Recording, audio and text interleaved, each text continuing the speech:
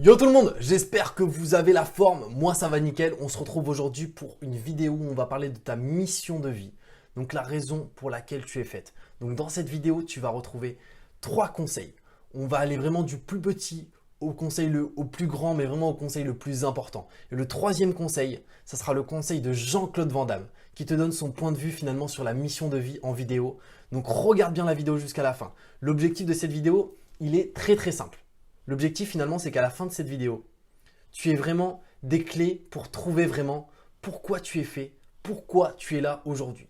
On se retrouve tout de suite pour le premier conseil. Les amis, on se retrouve pour le premier conseil. Donc le conseil que je vais te donner maintenant, je veux que tu l'appliques 5 minutes après avoir vu la vidéo. Et ça va être très simple. Je souhaite que tu prennes 10 minutes de ton temps pour réfléchir finalement à ta place dans cette société et plus particulièrement la place où tu es aujourd'hui. Aujourd'hui, tu es peut-être étudiant. Si tu es étudiant, je veux que tu regardes, est-ce que tes études te correspondent? Est-ce que ce que tu étudies te plaît? Et si pour le coup, tu es salarié, tu vas faire la même chose. Tu vas regarder, est-ce que le matin, tu es content de te réveiller pour aller au travail? Est-ce que tu es content de travailler dans cette société? Etc. Et pour le coup, pour ton entourage, tu vas faire la même chose. Si aujourd'hui, tu as un entourage qui te correspond, ou qui ne te correspond pas, c'est vraiment que tu saches déjà, est-ce que ton entourage te porte et te fait monter vers le haut, ou est-ce que pour le coup tu as un entourage super négatif qui te rabaisse constamment. Et c'est super important de prendre conscience de ça. Je veux que tu prennes conscience de ça. Comme tu sais, il y a une étude qui est parue en 2017 de Happy at Work. Ils ont fait un test très simple. Ils sont allés étudier dans les petites, moyennes, grandes entreprises. Ils ont fait finalement un interrogatoire géant, on va appeler ça comme ça, où ils ont demandé à 120 000 salariés est-ce qu'ils étaient heureux au travail. Et la réponse, elle a été simple. C'est que 52% des Français estiment être heureux au travail. Et 48% ne sont pas satisfaits de leur travail et ne sont pas heureux. Pourquoi? Parce que ces personnes, malheureusement, n'ont pas pris le temps, un certain temps de réflexion pour se dire, voilà, est-ce que ça correspond à mes valeurs? Est-ce que c'est fait pour moi? Est-ce que ça va me plaire? Et je ne veux pas aujourd'hui que tu te retrouves dans cette situation où finalement tu as un travail, où tu as des études qui ne te correspondent pas et qui n'ont pas de sens pour toi. L'importance aujourd'hui, c'est que tu fasses quelque chose qui a du sens. Peu importe que ce que c'est, que ça déplaît aux autres, c'est pas un problème. Mais ce que tu dois faire, ça doit avoir du sens à tes yeux, pas forcément aux yeux des autres. Mais à tes yeux, tu dois te dire, ce que je fais, c'est bien et ça me correspond. C'est mes valeurs qui sont ancrées en moi que finalement je reflète dans ce que je fais. Ok? Donc c'est super important. Donc prends 5 à 10 minutes de ton temps après cette vidéo pour vraiment regarder, est-ce que au niveau de ta vie, aujourd'hui elle te correspond? Est-ce que tu as le travail que tu veux, tu as les études que tu veux, tu as la compagne ou le compagnon que tu veux? Faut analyser tout ça. Et si ça ne te correspond pas, c'est pas grave. Je vais te donner un deuxième conseil juste après pour finalement changer ça et pour vraiment trouver ta mission réellement. Là, finalement, on a plus déterminé, y a-t-il un problème ou pas finalement? Et je pense que finalement, que tu aies un problème ou pas, c'est pas grave. La prise de conscience, c'est le plus important. Si tu sais que tu as un problème, pour le coup, on peut le résoudre. Mais si tu n'es pas conscient qu'il y a un problème, comment tu veux résoudre un problème s'il n'y a pas de problème? C'est juste pas possible. Donc si pour le coup tu me dis ouais ben moi tu vois mon travail me correspond pas, et ben je vais te donner un deuxième conseil juste après, beaucoup plus important et pertinent qui va pouvoir t'aider. On se retrouve pour le deuxième conseil. On se retrouve maintenant pour le deuxième conseil. Donc maintenant ça va être un conseil, va falloir vraiment que tu le prennes en compte et qu'il est super important. Donc ce conseil globalement il est très simple. Il paraît limite bête tellement il est simpliste. Finalement, il va falloir que tu détermines qu'est-ce que tu aimes faire dans la vie, tout simplement. Aujourd'hui, peut-être que voilà, tu as une passion. Et cette passion, tu n'es même pas au courant, mais cette passion est monétisable. Je te donne un exemple. J'ai un ami de Guadeloupe qui faisait du golf. Il a commencé le golf au collège. Donc rien d'exceptionnel, tu vois. Ensuite, finalement, il a réussi vraiment à se décoter une bonne place dans le golf. Il a fait champion de Guadeloupe. Et finalement, aujourd'hui, il est en Floride en train de faire des études pour devenir coach de golf. Et pourtant, tu vois, c'est une niche. Le golf, c'est vraiment une niche. Et tu te rends compte qu'il y a des perspectives de partout. Et aujourd'hui, peut-être que tu vas me dire, d'accord, moi, j'ai pas de passion par contre. Comment je fais? Si tu n'as pas de passion aujourd'hui, tu vas regarder globalement qu'est-ce que tu aimes faire dans la vie. Il faut savoir que tout est monétisable. Je te prends un cas simple. Imaginons, toi, tu aimes lire, mais tu ne sais pas écrire. Tu adores lire énormément de livres, mais pour le coup, tu n'as aucune notion d'écriture. Et donc, tu ne peux pas te permettre de devenir écrivain, tu vois. C'est juste pas possible. Par contre, ce que tu peux faire, si tu es quelqu'un qui lit énormément, ce que tu peux faire finalement, c'est lire énormément de livres. Et tes livres, faire des prises de notes, les résumer, etc. Et les vendre à des personnes. Tu as des personnes qui aujourd'hui n'aiment pas lire.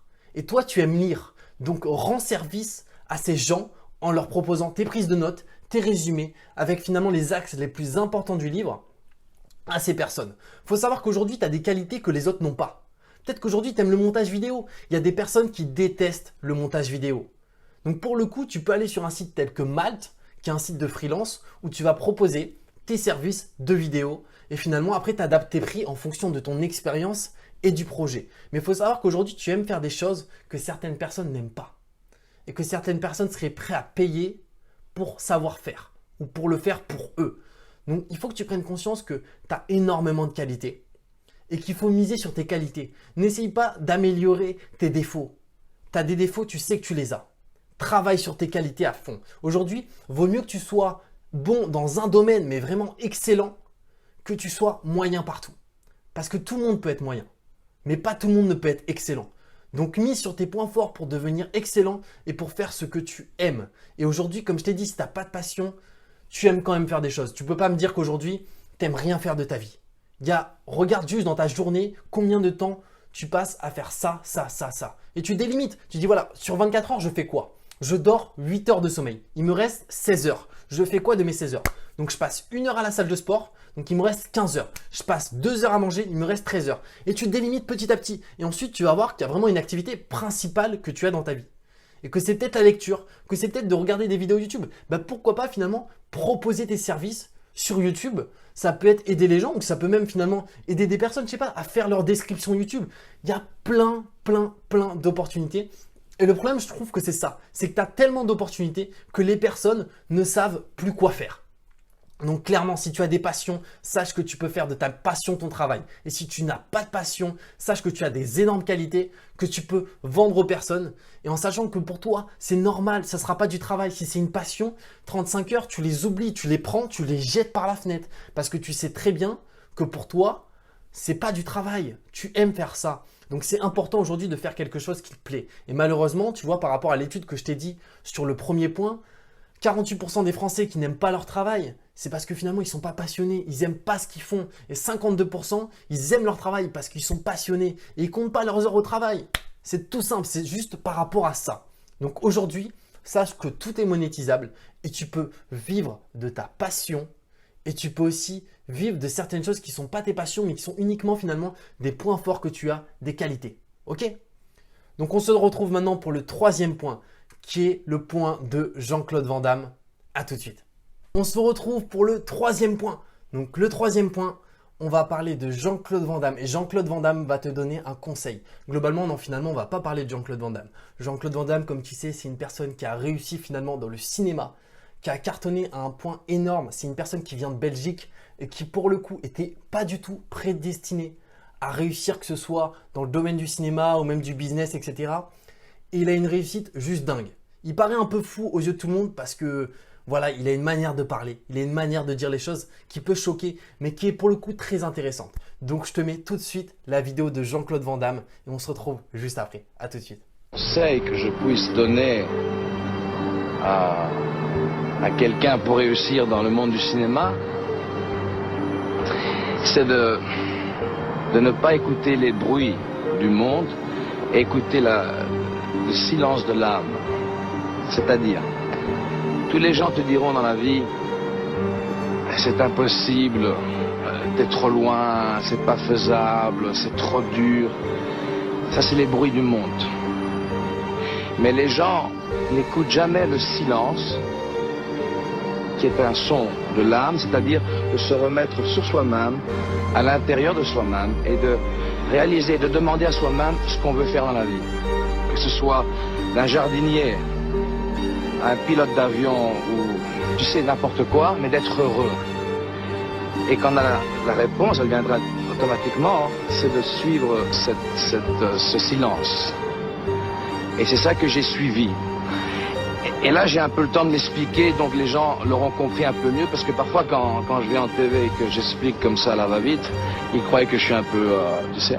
Mais il faut écouter cette âme. Et c'est ça qui m'a fait réussir, parce que j'ai cru en moi. C'est bon, tu as eu le 3e conseil de Jean-Claude Van Damme. J'espère que la vidéo de Jean-Claude t'a plu. Je la trouve assez dingue, sa phrase finalement, qui est vraiment de se concentrer sur finalement ce que dit ton cœur, au lieu de finalement écouter vraiment tout le monde, tout le brouhaha que tu as autour de toi qui te dit de faire ça, de pas faire ça, etc. Faut faire ce que tu aimes aujourd'hui, quitte à déplaire aux autres. Faut pas te dire que voilà, déplaire aux autres, c'est grave. Non, faut que tu fasses ce que tu aimes, faut que ce que tu fasses, ça corresponde à tes valeurs. Peu importe ce que les autres penseront de toi. Je te donne mon exemple, moi aujourd'hui je fais ces vidéos, je sais que ça déplaît à certaines personnes de mon entourage, certainement. Mais c'est pas mon problème, c'est mes valeurs que je transmets à travers ces vidéos. Donc pour le coup, ça a beau déplaire, je continuerai les vidéos. Donc vraiment, faut pas te dire que voilà, je veux pas faire ça parce que j'ai peur qu'on me juge et j'ai pas envie de faire ça parce que j'ai promis à mes parents finalement ça. Les gens ils vont penser quoi de moi? Non, non, non. La priorité, c'est que tu fasses ce que tu aimes, ce qui te tient à cœur et que finalement tu représentes tes valeurs à l'extérieur de toi et à l'intérieur de toi. Et c'est ça la priorité que tu dois avoir aujourd'hui. En tout cas, j'espère que ces 3 conseils t'ont aidé. N'hésite pas à regarder dans la description, je t'ai mis les 7 livres préférés, mes 7 livres préférés résumés. Tu as juste à mettre ton adresse mail et je t'envoie un résumé tous les jours. Donc, tu as vraiment des pépites à l'intérieur, donc sur la gestion du temps, la gestion de tes finances, le développement personnel, la psychologie. Donc, n'hésite pas à aller regarder ça. Sinon, je te dis à demain, 18 h pour une nouvelle vidéo. Prends soin de toi. Peace out.